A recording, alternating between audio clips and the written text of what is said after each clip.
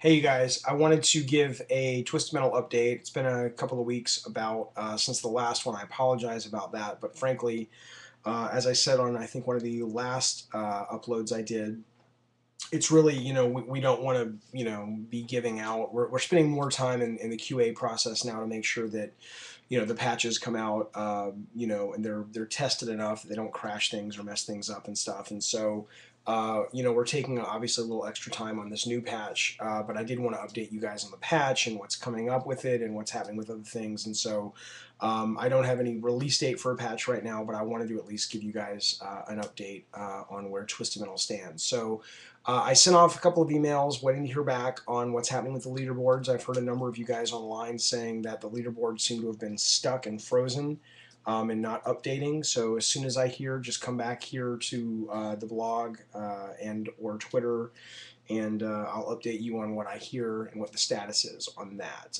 But apparently you're, you know, not making changes, ranking up, not ranking up. I'm losing my mind, guys.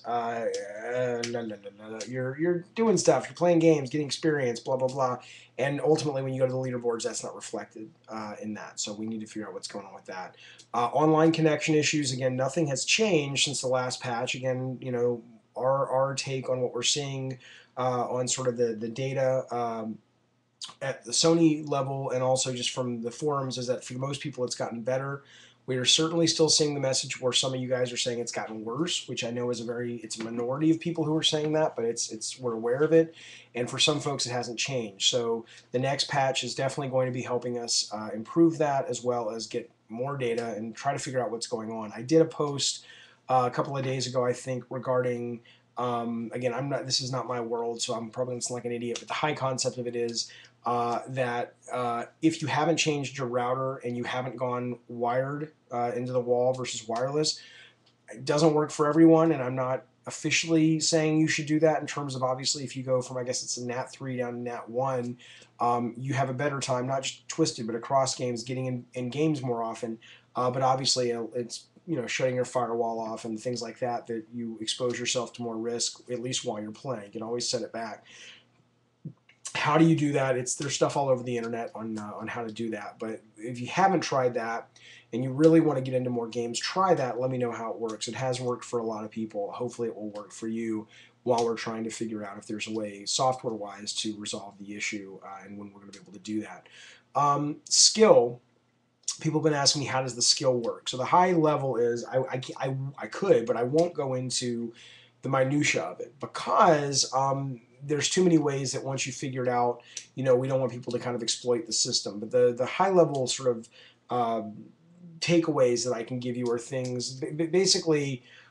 If you play against, there's a number of different algorithms that are happening, obviously under the hood, that determine what your skill is and how it rises and falls. And so one of them to keep in mind is if you're playing lower level players, like if you're at like 90 and you're playing 40 or 30 or 20, you're not going to get as much advantage to your skill. If you lose to a lower level player, you run the risk of losing some of your skill. If you're a lower level player and you go up against a higher level, or if you're a higher level and you fight and kill a higher level, that's going to do better for your skill. So playing harder cards is important. Tie games, last man standing tie games, team last man standing tie game. Well, you can't do a team last man standing game. Last man standing tie games, nuke tie games. Even though there is a tie and it gives you the same amount of experience, tie games will not give you as much skill boost. And quitting out of a game will damage your skill. So if you're rage quitting, that's fine, but it's going to nail your skill. So there are a number of things like that. Some are a little more hidden, but still very clear when you understand them, and some are more obvious in terms of the way to play the game. So just kind of keep those things in mind if you're tracking skill and trying to figure out what's happening and whatnot, which leads to some of the things that we're talking about, trying to make some final decisions on what we change. One of the things we've gotten is a request a lot from players. They want to understandably stay with their party, when they go into team games that are ranked. Unranked, that's not a problem to stay with your party. And we spent a lot of time going back and forth on this and really listening to the customers and what they were saying. The problem is ultimately it comes down to one of two things. If we let, here's an example. If you and your buddies are really good, or you're a group from your clan, going into a ranked game, and you're all like 90 and up in skill, and you get put up against a team that clearly can't compete with that. On our best days and nights, we have enough games that we might be able to match make a close enough comparison with your team that it's a good competition. But there are also lots of times where we don't have that many of players that we can guarantee we can pull everybody who's 80 and up. And so what it ends up doing is it really throws off the balance for the people who are playing that game that aren't with a party that's of equal skill to yours. So a lot of it's balance. A lot of it is also skill and how it affects the skill rating. Whereas, if you and your party are under 50, or actually you're all 90s, and you go into a room and you're fighting a bunch of lower level people, your whole party is going to potentially take skill damage as you're fighting lesser opponents, or at least you're not going to go up as much as you want. So ultimately, we've decided in ranked games we're not going to not let parties stay together, but the priority is the balance. It's not keeping you with your party. But in unranked games, the host, and you can set if you want to play a game where you stay with your party and you can choose which team you're on, and that's how we're not planning on making any adjustments to that.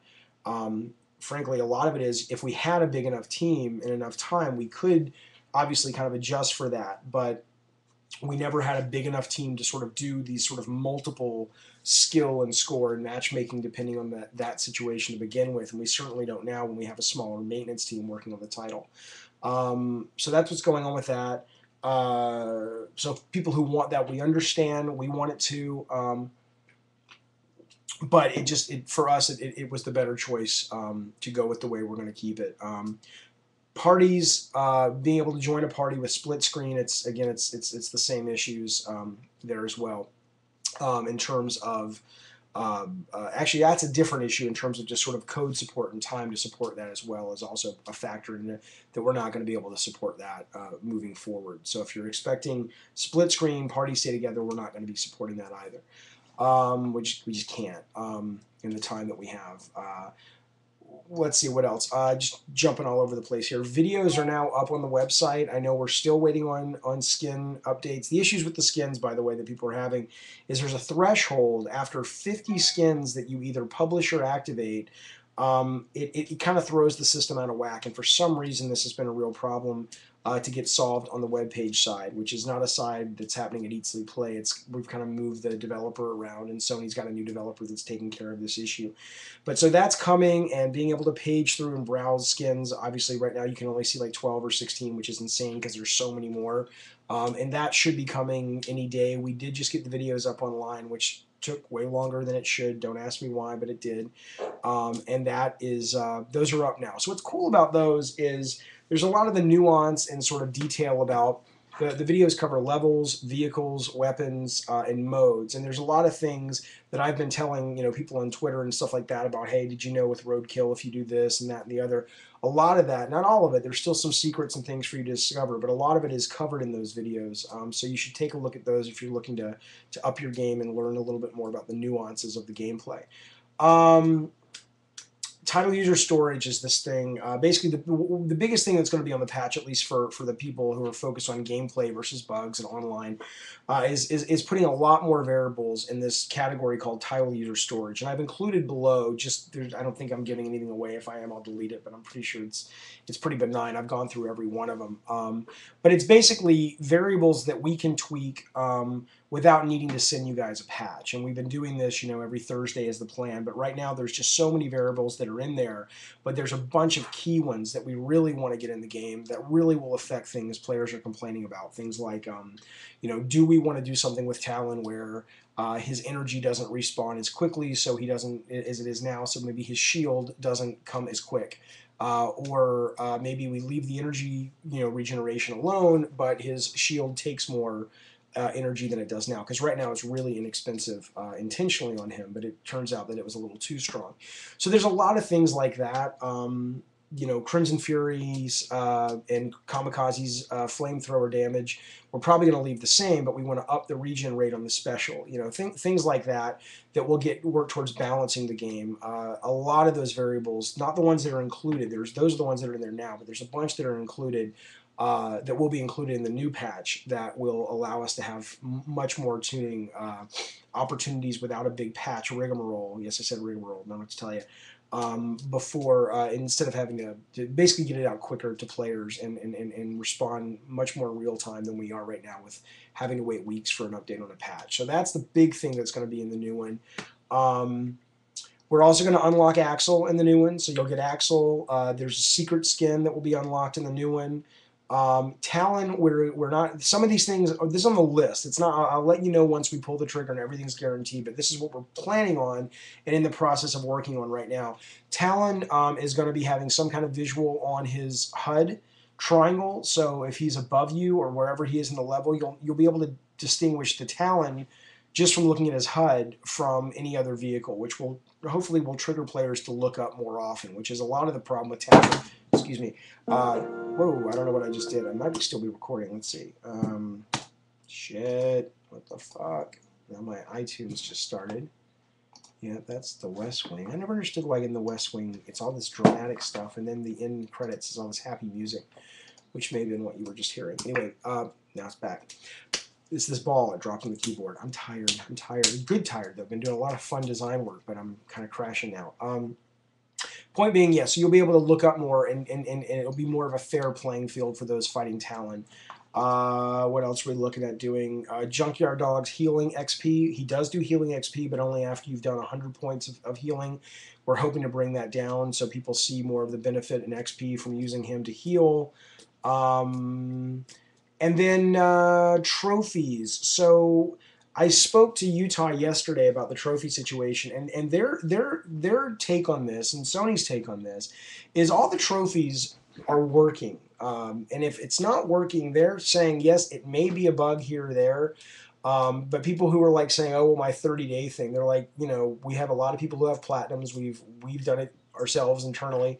A lot of it is they're saying that you may not have tracked it properly, or you may have missed a day, or you may have played twice, like once at 11 and once at what you thought was midnight, but the server didn't think it was midnight, or because it's not from when the game launched. It's so I don't know. Some people are saying they're getting it. But there are people who are complaining about that one. We are going to keep looking into it, but the other trophies as well. There's like Ala mode, and there's like 3 or 4 of them. And I'll link you, or I'll have on my blog sort of a website that covers all the trophies in a really good way, including some of those trophies. But those are working. Sometimes what happens is you may have to, it's weird, we don't know why, we're looking into it, come back in a couple of hours later and you'll get the trophy. But we are looking, because we are hearing people complaining, but what we think it might be is maybe in the XMB descriptor of the trophy, we've done a poor job of explaining what you actually need to do to get the trophy. So I'll send you to the website that goes into detail on how to get the trophy. And then if you guys are still having problems, just kind of keep tweeting and let me know. Any other things? Auto start on Quick Online. We're under the impression now that with all the new kind of making the host extremely aware, that most of it's taken care of. But if you guys are still feeling no, it's a huge pain in the ass, people don't start games, let us know. We do want to do that. We plan on doing an auto countdown, but we don't want to put that in 1.5 unless it's an absolute necessity, just because there's so many other things to do, and that'll take us about a week to get in. We're looking at taking Talon out of hunted games, ranked hunted games anyway. We've heard the complaints on that, so we're aware of that. And so that's kind of the gist of everything right now. Like I said, as soon as I hear more on some of the things like the leaderboards, and as soon as I know when this patch is looking like it's headed towards the finish line, I will let everybody know.